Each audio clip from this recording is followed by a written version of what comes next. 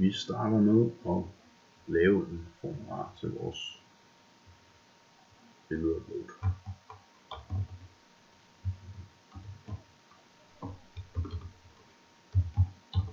Der er det vigtigt at huske, at det skal være inktype, det skal være multipart formdata. Så ellers kan vi ikke uploade filer.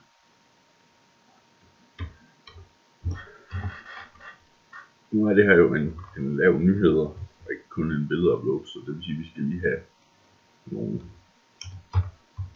andre felter med også.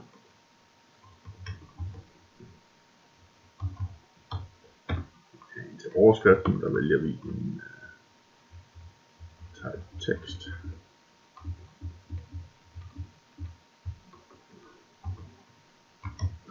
Og den ene til den, det kunne passende med overskrift. Så den skal være requires. Fordi det giver ikke så meget mening, at man ikke udfylder overskrift.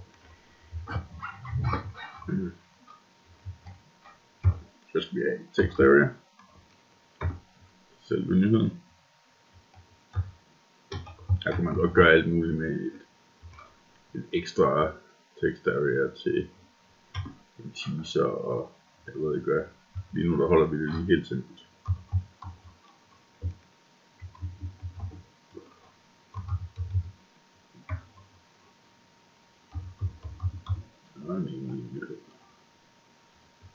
Så godt. Og eftersom vi gerne vil lave en multiple upload, det vil sige en upload med flere filer, skal vi lige ned og have lavet en knap til det.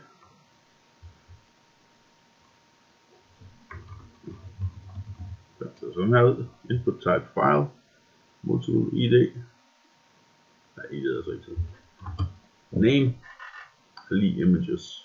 Så skal vi huske at sætte de her klammer på. Fordi så er det nemlig et array, og det kan indeholde flere end et. Så får man kun et billede med. Jeg tror ikke, vi bruger den her som noget. Det skal vi ikke have. Nu er den i hvert fald væk. Så langt så godt. Så skal vi lige have en knap. Også som siger sådan. Nu kører vi ellers bare.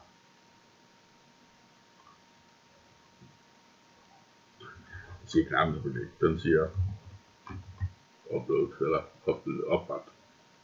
Den siger opret en annonce. Så prøver vi det. Og hvad er den der? Button. Den ligner en klar button.css. Type submit. Lav at, skal vi lige sige opret. Og igen, vi bruger ikke i den til noget lige nu. Så fjerner vi lige. Så kan vi se, hvordan det ser ud. Så kan ramme. Det er tydeligvis ikke, eller hvad?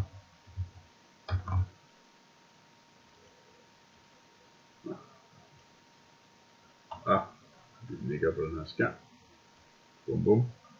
Sådan her. Den fil, der ikke har været nogen fil, det ser jo ikke særlig godt ud. Overskrift. Nyheder. Vælg fil. Der er ikke nogen så vælge en fil. Okay. Hvor er det? Der er koden.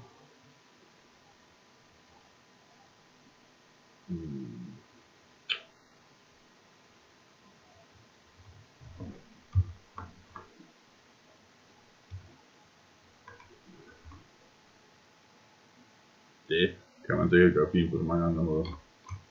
Nu bruger vi Bootstrap, så vi kunne sikkert lave nogle kolonner og alt muligt fancy til det. Det forventer jeg også, I gør. Lige nu vil jeg gerne bare lige have det her gjort hurtigt, så derfor gør jeg bare sådan her.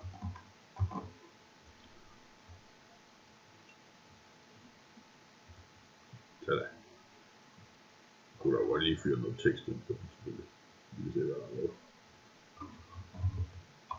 Er vi så heldige, at man kan gøre sådan her?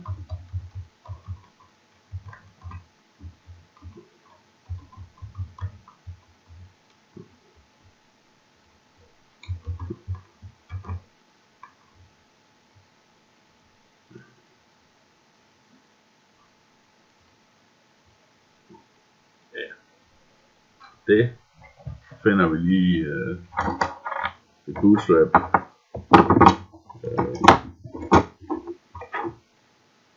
Noget færdigt bootstrap kode, der kan gøre meget pænere end det her. Men ikke lige nu. Anyways, vi har lavet en knap. Oprette nyhed. Nej, vi skal selvfølgelig udfylde det her, men der sker der ikke noget, selvom jeg trykker på knappen, fordi der sker ikke andet end at der er en formel. Der skal selvfølgelig ske noget, når du trykker på knappen. Hvad hedder den? Den hedder oprette nyhed. Det var stop der. Så hvis vi nu siger, at hvis der er trykket på knappen,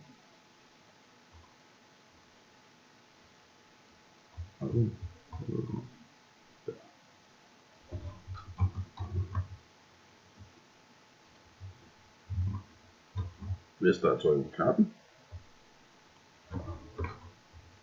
vi skal starte PHP'en, og så kommer vi ikke så langt. Der er den der. Og nu hedder knappen oprette nyhed, så skal vi selvfølgelig også det her. Yep. Fedt. Og nu skal jeg have noget, så vi laver det store bogstaver. Sådan der.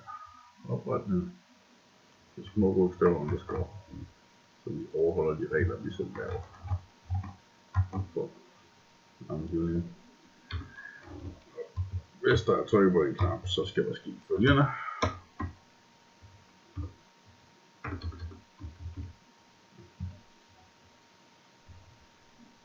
Starter lige med at tage imod dem. Nu validerer vi ikke lige på dem eller noget som helst, vi tager bare imod dem. Så vi siger, dollar overskrift. Nu. Dollar underscore post. Overskrift. Sådan lille. Hvorfor?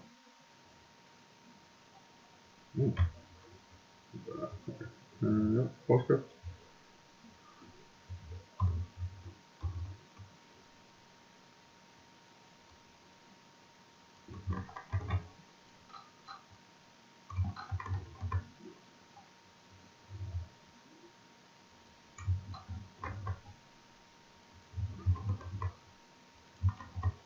Sådan nyheden.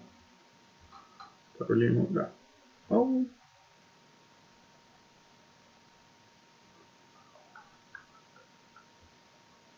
så langt videre.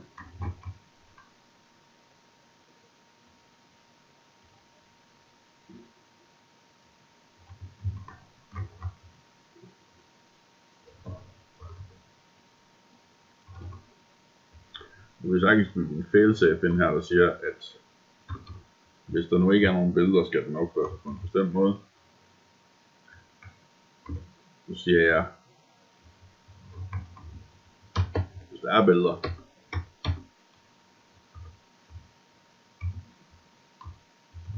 så skal den gøre det her.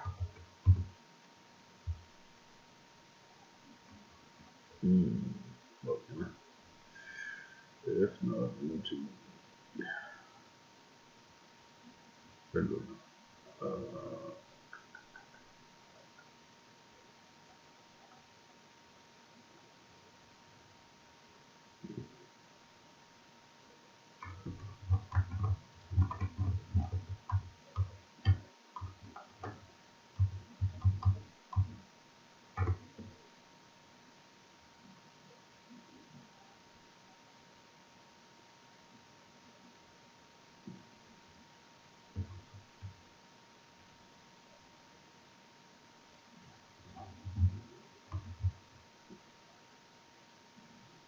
Ja, så det var selvfølgelig her, vi skulle have besluttet os omkring databasen, hvad vi egentlig havde tænkt os med det. Så det gør jeg bare hurtigt her.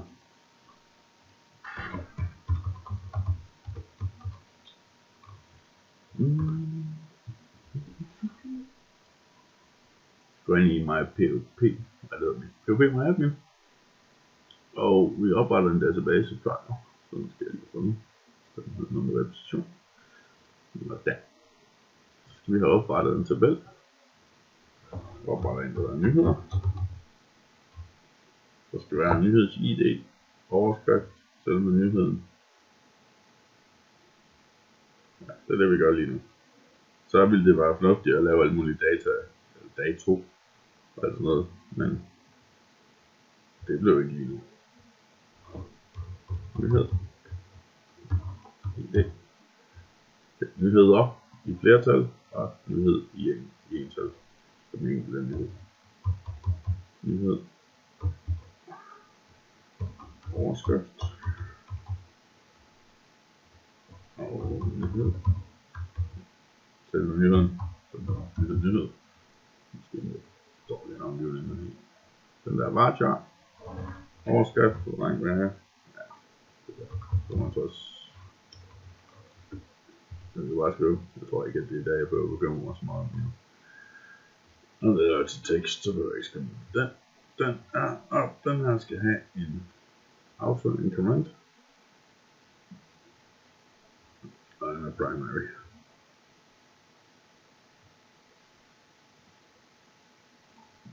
Yes sir. Så langt det godt.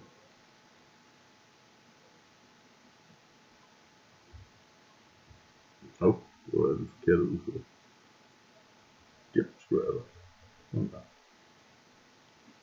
Hvad blev det så til? Repetition. Nyheder. Struktur. Nyheder i dag. Nyheder overskrift. Nyheder. Så langt det godt. Så siger vi. Bum bum.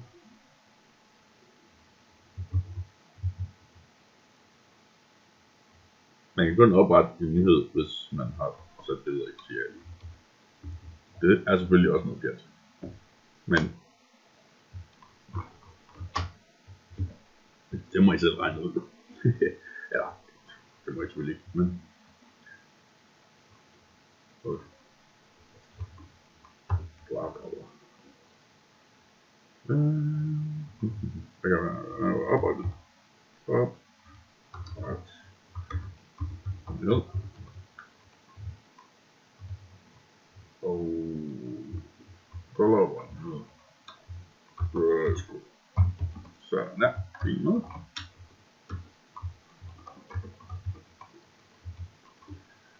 Og sådan der. Insert. Og jeg skal huske at skrive en stor også. Insert. Enter. Så.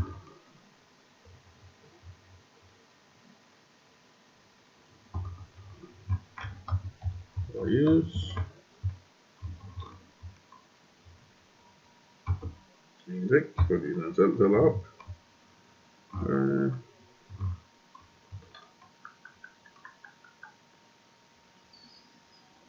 Alt skal på lyd. Vi skal have overskriften i.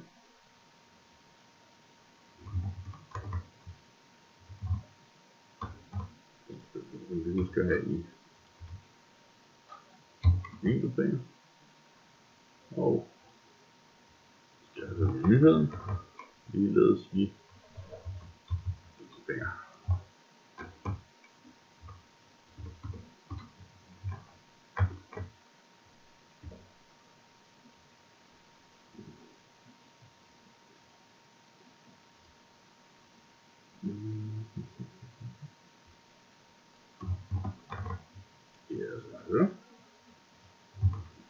Så afvikler vi den query.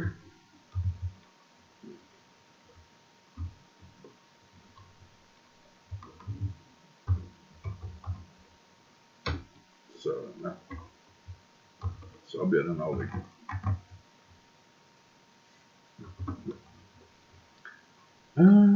Så tager vi lige at få fat i så skal vi bruge til billederne, så skal vi bruge ID'en vi lige har oprettet. Så den kalder vi foreign key. Det skal den med i den tabel vi opretter den senere. Foreign key nyheder er lige med. Og hvad er det så? Det hedder $MySQL.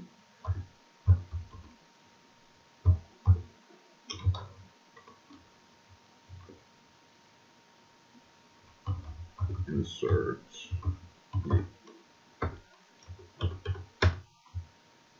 Sådan. Så har vi foreign key.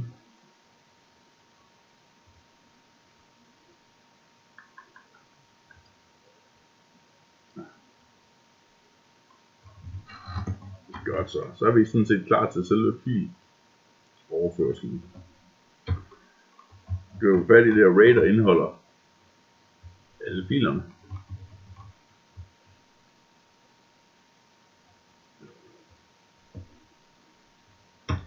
Og for at vi også lige kan tilgå temp-mappen, så gør vi også det, at vi lige skriver den her. Så den bruger vi også til at tælle op og sådan noget. Så vi har sagt, $name er lige med $files images, som jo er vores array, som vi har oprettet hernede. Og så selve navnet, og så også temp-navnet.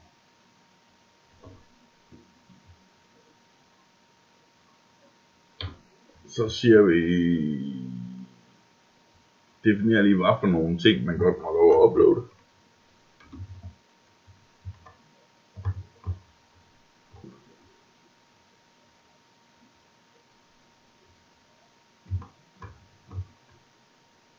Og i det her tilfælde der har jeg valgt at jeg opretter et array med dem. Og så er det .gif, .jpg, .peg, .jpg, png og bmp. Det må man gerne uploade. Så langt så godt.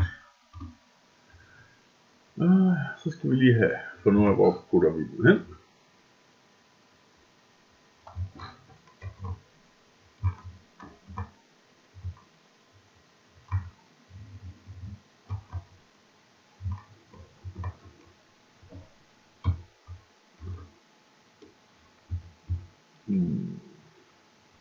Der er en mappe, der hedder img, hvor jeg lagde logoet. I den mappe, der vil jeg gerne lave en ny mappe, der hedder billeder. Ja, billederne skal med. Sådan nu.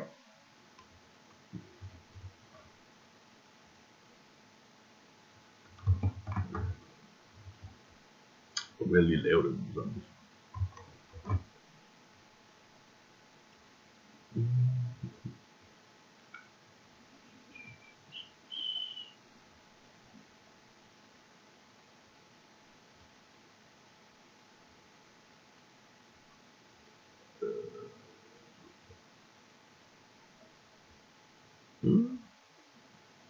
Nu laver jeg der.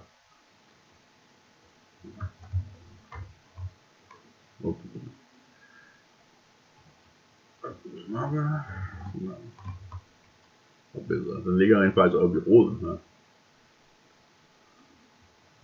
Så vi skal lige fortælle den her.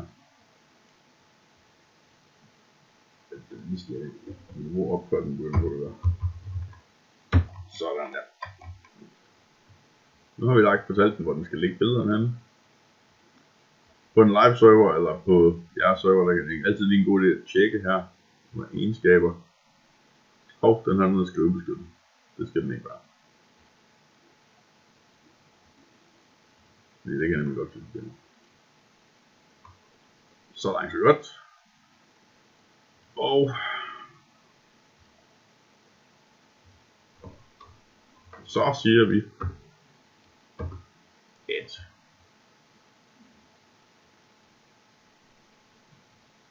Hvor mange billeder er der? Der er så mange billeder. Så mange gange skal den loope. Det vil sige, så længe at SI, som man sætter til at være lige med 0, så længe, og som så efterfølgende tæller en op for hver omgang, og så længe den er mindre end, hvor mange der er i alt, så kører vi bare på.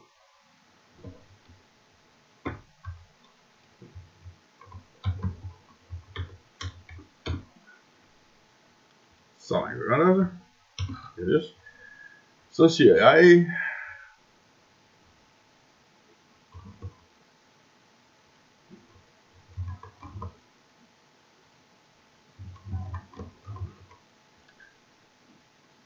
tjekker lige op på extension. For det første så laver jeg lige en laver den lige småt, hvis det ikke er det. Og så hiver jeg ud af den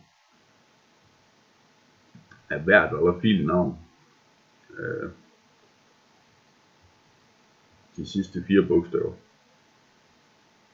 Så jeg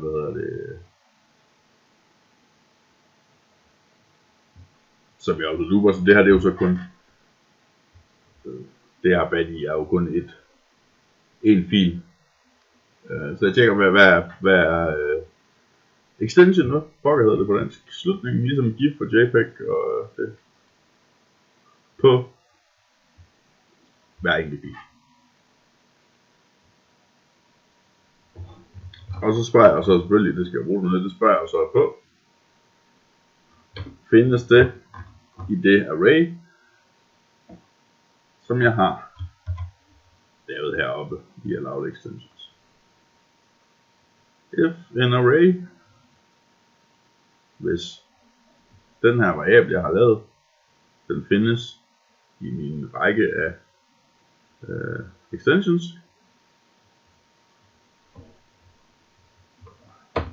så fortsætter vi sgu med det her. Hvis ikke det gør, så gør vi det så ikke.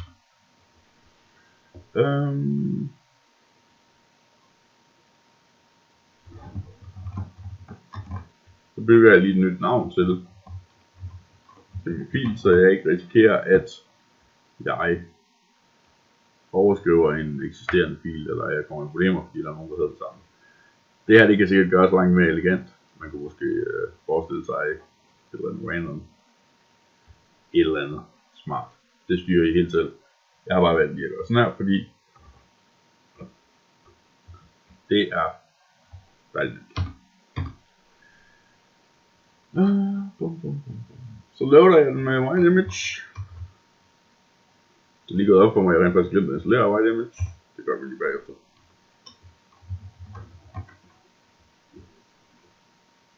Loader den med white image. Det er et temp navn, og SI er. Det vil sige, jeg hiver fat i, så længe jeg bruger den herude, så hiver jeg fat i hver enkelt fil.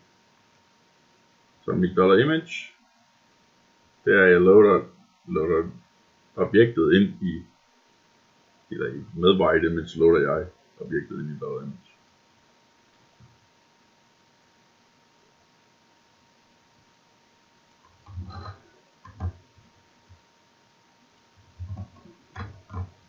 Her gemmer jeg filen $image, som jo er mit objekt, jeg har loadet med white image.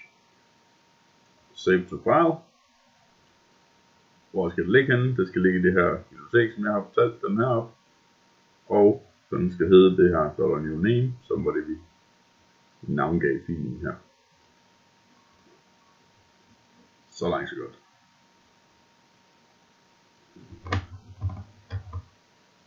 Så bare lige for at reelt set, så har vi nu lagt en fil op. Når man så gør det her, man kan sige, nu tager jeg så fat i det her en gang til. Og så siger jeg, image thumb er lige med $image, resize down 100, det vil sige til fat i $image, ligesom vi før tog fat i den her. Tager vi fat i $image, vi resizer den ned til 100 pixels. Og så gemmer vi også den. Så navngiver vi så lige, ligger den samme sted, navngiver den thumb, $new name. Det vil sige, den hedder det samme, bare med et thumb foran. Så langt så godt.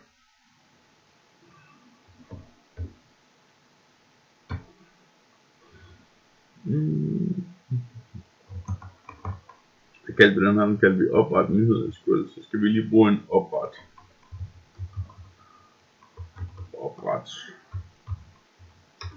Jeg skal bare lige have kaldt den dollar frem.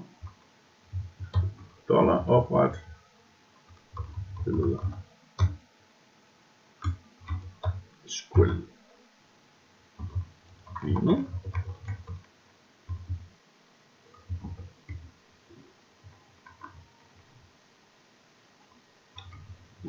Insert into. Hvad skal jeg sætte den ind i, måske? Har jeg fået lavet den? Det har jeg jo ikke.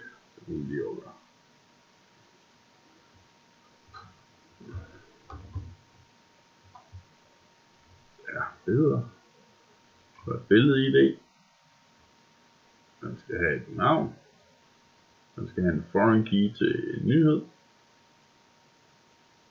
Så billede-ID, navn, foreign key til nyhed. Det er jo 3 felter. Og her kan vi jo altid gå ind og tilføje flere, hvis vi har brug for det. Lige nu laver vi den med 3. Billeder. ID. Det er int, så den behøver ikke gøre noget med. Til gengæld så skal vi lige have den til at tælle op selv.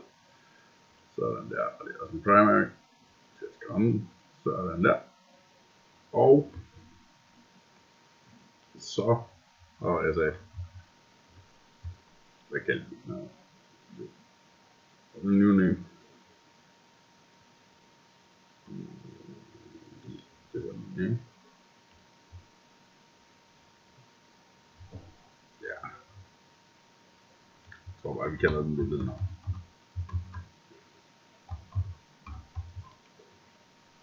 Det er altså lige en Raja. Så der er 52, fordi jeg ikke lige gider døje det. Burde man måske optimere lidt på. Og så var det en foreign key. Til, hvad kan vi det? Nej, der foreign key. Den er lige boldt sammen. Sådan der. Og sådan der. Foreign key. Det er også nemt, så den skal der ikke have. Det var simpelthen det. Så kan vi bare sige insert into billeder.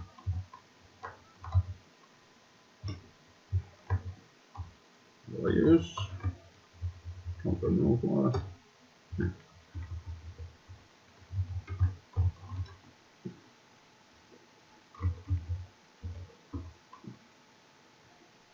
Ingenting, fordi den selv tæller op.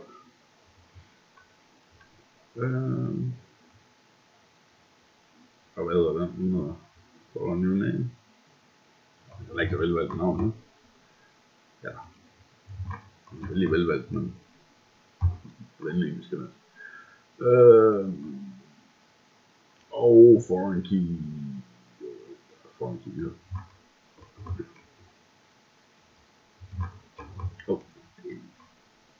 Sådan der. Sådan der. Sådan der. Sådan der. Og sådan der.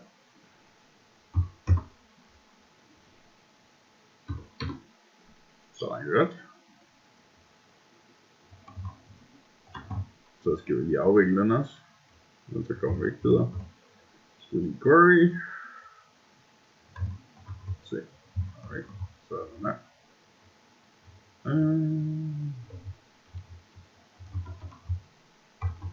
Sådan. Og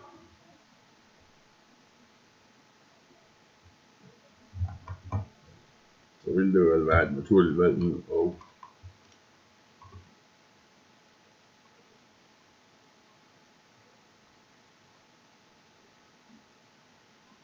okay, det er et eller andet sted hen. Men det skal den først gøre, når den er færdig. Men det her. Så hvor skal man ligge henne, hvis den ikke er tom? Så kører vi den der. Den der. Det vil sige, den der og den der skal være væk. Så den må ligge der. Hvis den ikke er tom. Og det her. Og så 2 knapper.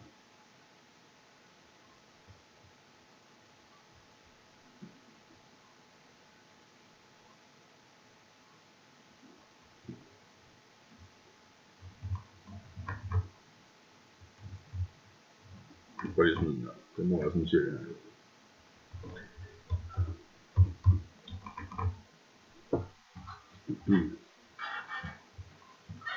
Nu vil vi ikke teste det her, før vi har installeret.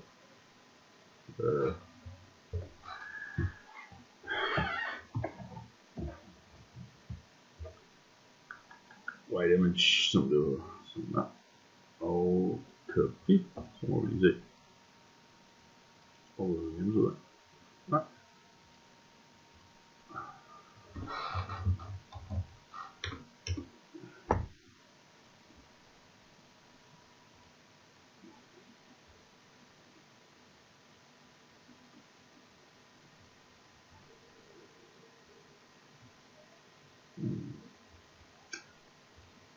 Download.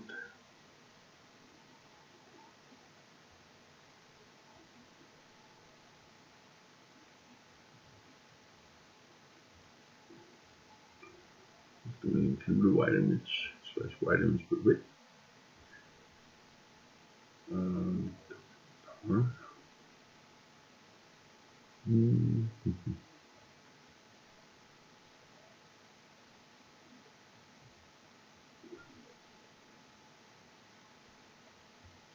Så har vi bare en hul bakke.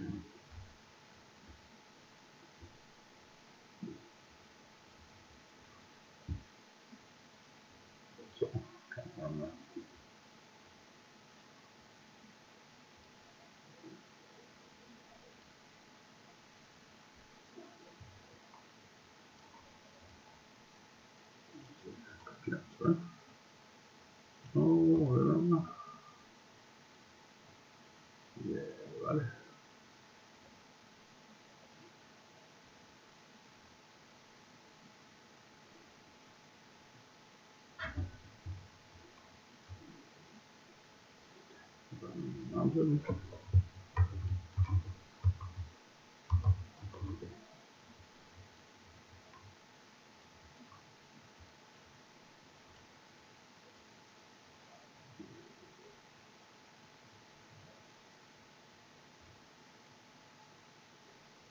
Ja.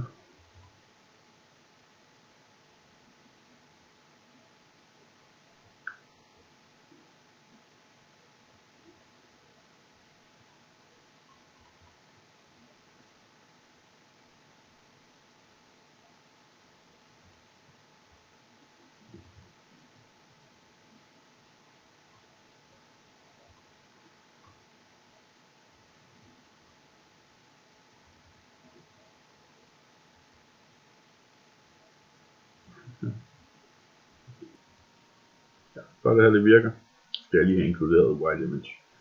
Det gør jeg lige ved i source koden, fordi det gør jeg lige så godt. Så har vi ligesom fat i den, hvis vi har lyst til at bruge den andre steder på site.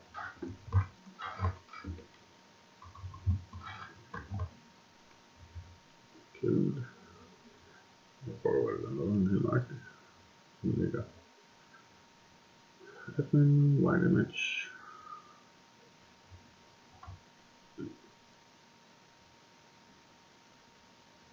Der er på.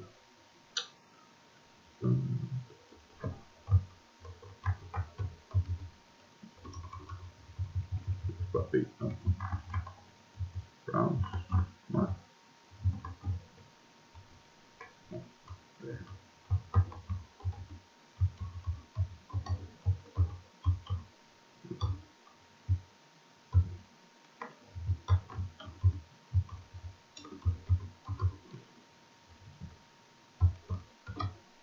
Image.bb. Og så ser vi lige om den kommer her. Ja, så var det sådan blend. Der må vi her. Jo, sådan jo. Hvilket vil sige, at nu har vi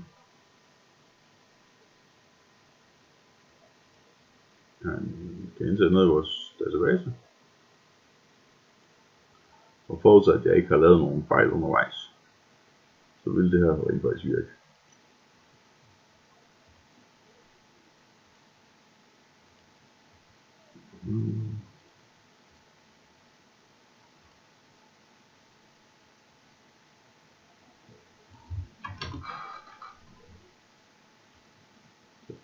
Overskrift. Denne er den første nyhed.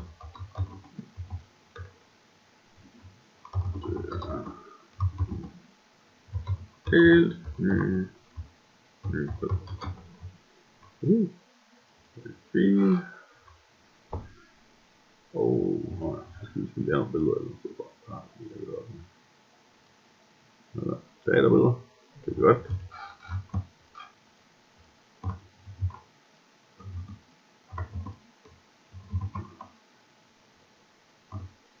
Eller hvad? Så gør vi det.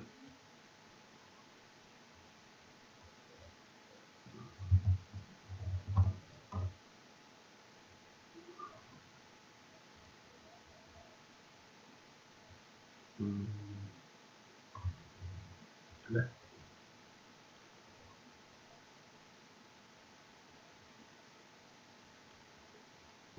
Hvad er der skal jeg sådan en? Så vi kan det. Prøver vi lige.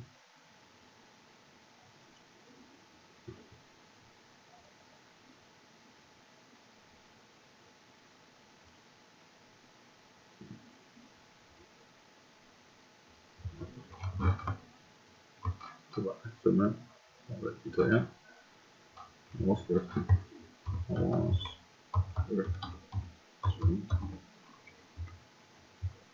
Ja. Den er en stor nyhed. Så i filer er valgt opret nyhed.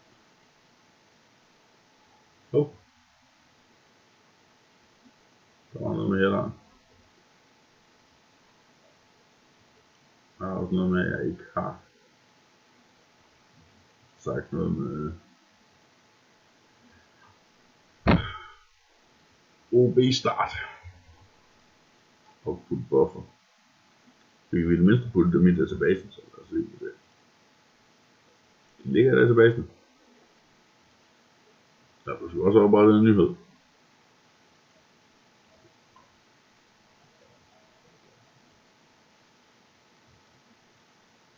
Og død og kridte, om der ikke kom både thumbs og rigtig størrelse billeder. Det her, det tog længere tid end forventet, men nu kan I rent faktisk uploade multiple billeder på en nyhed. Eller på et produkt, eller på alt muligt andet. Det der er humlen i det er, at I har en nyhed, produkt, / bla bla et eller andet, som I uploader, hvor I får en ID, som I så sidenhen bruger til, når billederne er blevet lagt op, og putte ind i billedtabellen.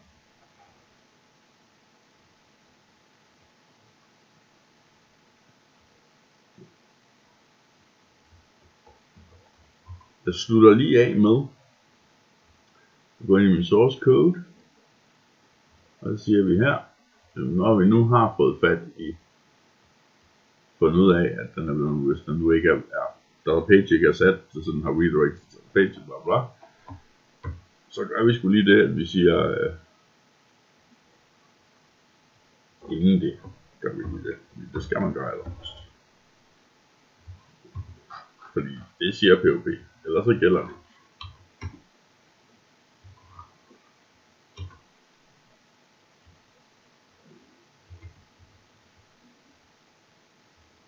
Jamen.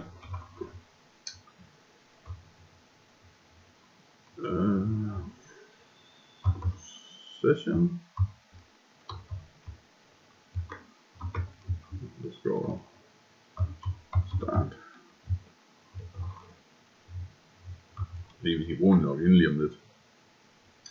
Og OB underscore start. Sådan der. Fordi så tror jeg nemlig, at den der fejlmeddelelse, vi fik herovre, den forsvinder helt af sig selv.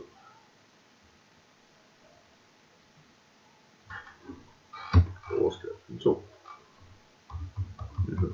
2, fordi jeg er så voldsomt fantasifuld. Nu kommer jeg ellers vælge nogle andre filer. Det var Simon. Nu kan vi godt vælge. Nej, det var en 2. Det er også mig. Det er nok bare med Simon. Og mig. 2 filer. Opret. Den bruger vi så ikke i hvert fald. Og kigger lige der tilbage. Ja. Nyhed 2. Overskrift 2. Billeder.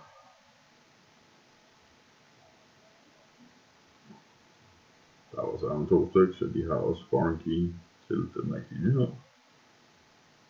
Og de var så også lagt her. Det var alt for nu.